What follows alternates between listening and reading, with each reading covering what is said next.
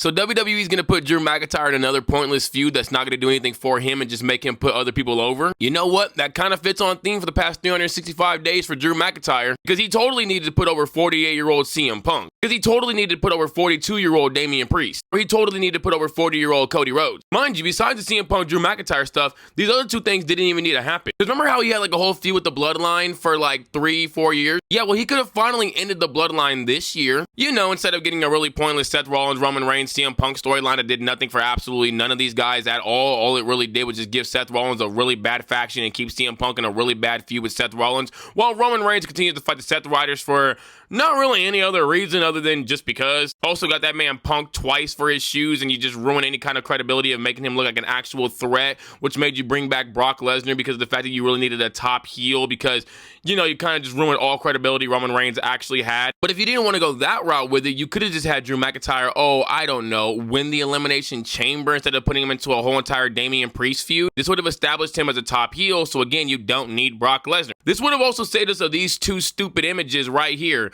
Remember when Cody Rhodes tried unaliving AJ Styles and Kevin Owens, but for some reason just can't hit John Cena with a dang belt, even though John Cena beat him to a bloody pulp in front of his mother? And then we would never have this image at the bottom either.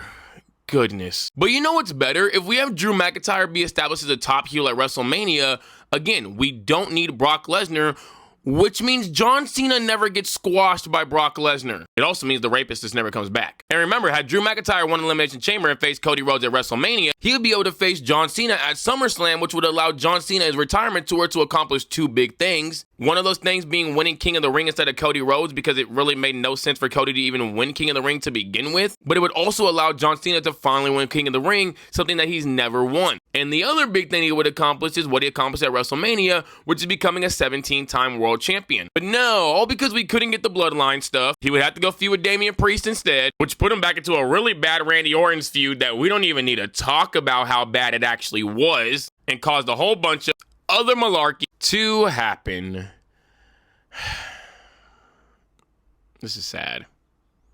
This is really sad. Like, all WWE had to do, and it was the most wide open of layups ever, was give Drew McIntyre the push that he deserved. You were already making him into a top heel against CM Punk by preying on his injuries and all that.